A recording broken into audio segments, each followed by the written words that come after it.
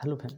किसी ने क्या बात कही है कि आपका मन कैकई का होगा तो कोई भी मंत्रा आपके कान भर पाएगी। तो हेलो दोस्त, मैं हूं आपका दोस्त कमलेश।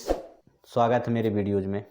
तो दोस्तों, एक बार की बात है, महाराज दशरथ को जो सबसे प्रिय रानी थी उनका नाम था कैकई।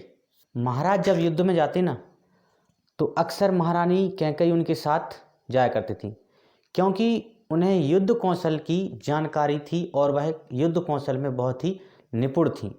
एक बार देवासुर संग्राम हुआ देवों और असुरों के साथ। तब देव ने कहा, महाराज दशरथ से आपकी सहायता चाहिए। महाराज दशरथ से कहा कि आपकी सहायता चाहिए और आप युद्ध में हमारी सहायता करें, तो आप आइए युद्ध में हमारा साथ दीजिए। महाराज दशरथ युद्ध में पहुंचे और युद्ध में जब एक तीर लगा तो वो घायल हो गए। तब घायल हो गए उनका सारथी। तब सारथी घायल हो जाने के बाद तो उनकी सारथी बनी उनकी महारानी कैकई, क्योंकि कैकई अक्सर जाया करती थी। उस युद्ध में भी महारानी साथ गई थी। तो महारानी जब उनके रथ के सारथी को लगा तो सारथी बन गई अब कैकई। तो एक दो तीर और आगे जाते हुए एक दो तीर लगे महाराज दशरथ को। तो महाराज दशरथ को खून बहने लगा और दर्द कराल रहे थे।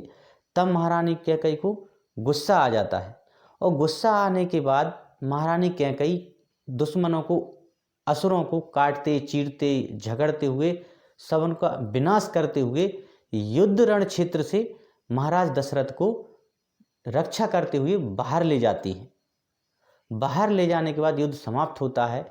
तब महाराज दशरथ महारानी कैकई से बोलते हैं कि हे रानी, हम आपसे बहुत प्रसन्न हैं, मांगिए, कोई भी वर मांगिए।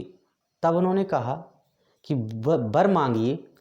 तब रानी ने कहा, मुझे कोई वर नहीं चाहिए, ये तो मेरा पति धर्म था, कभी और मांग लूँगी। अब आते हैं उस समय पर जब महाराज दशरथ ने घोषणा कर चुके थे कि राम, अयोध्या के बड़े पुत्र राम इस अयोध्या के राजा बनेंगे। महारानी कैकई भी बहुत खुश थी, क्योंकि राम राजा बनेंगे और यह भी सभी को बहुत प्रेम करती थी। लेकिन उसकी दासी थी मंथरा, जो अक्सर रानी के कक्ष में आया करती थी। तब मंथरा पहुंची कैकई के पास और बोली, महारानी तुम्हें पता है कि क्या होने वाला है? बोले, क्या होने वाला है? तो बोले, राम अयोध्या के राजा बनने वाले हैं। तब कैकई जी बोली कि अच्छा तो है, वो बनने लायक भी हैं, राम को बनना चाहिए और वो सबसे श्रेष्ठ है, सबसे बड़े हैं, तो बनना चाहिए।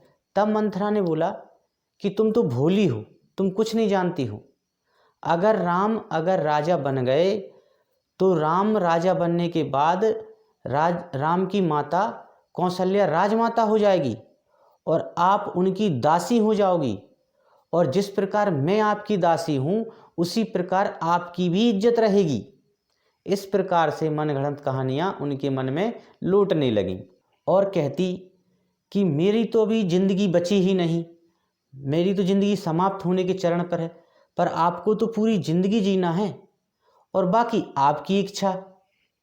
और इतनी बात सुनकर महारानी कैकई मंथरा की बातों में आ जाती हैं। तब कैकई जी बोलती हैं मंथरा जी से कि तुमने समस्या तो बता दी, समाधान भी तो बताओ।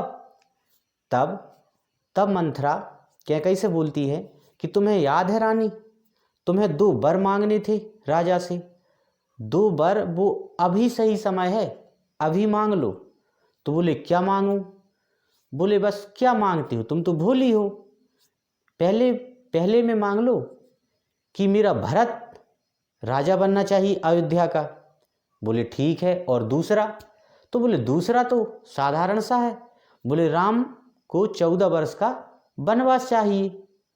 बोले, ये तो समझ में आ गया कि ठीक है कि तुमने बोला कि भरत को राजा बनना चाहिए, लेकिन इससे राम की मेरी क्या दुश्मनी? वो भी घर पर रहना चाहिए, उससे वनवास जाने से क्या फ़ायदा? बोले, ये तुम नहीं जानती, तू तो भोली है, तू नहीं जानती। बोले, क्यों?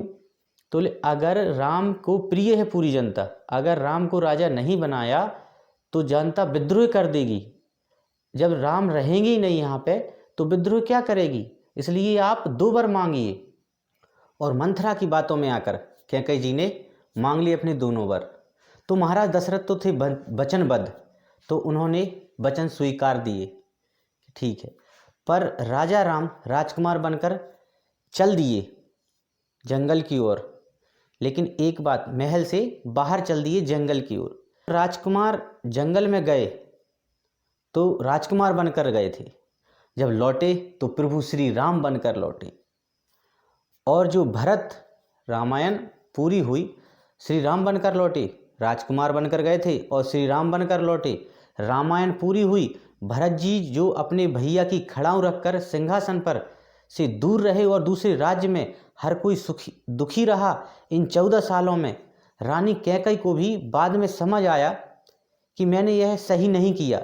एक छोटी सी कहानी है, लेकिन सार बहुत बड़ा है, सार बहुत बड़ा है। एक छोटी, हमारे आसपास ही बहुत सारी मंथराएं होती हैं। यह हम पर निर्भर करता है कि हमें किसकी सलाह माननी है, किसकी सलाह नहीं मानना।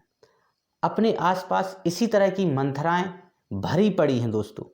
सो दोस्तों, ऐसी मंथराओं से सतर्क रहें, सचेत रहें, किसी का ना माने, नहीं आपके घर में रामायण होनी ही है।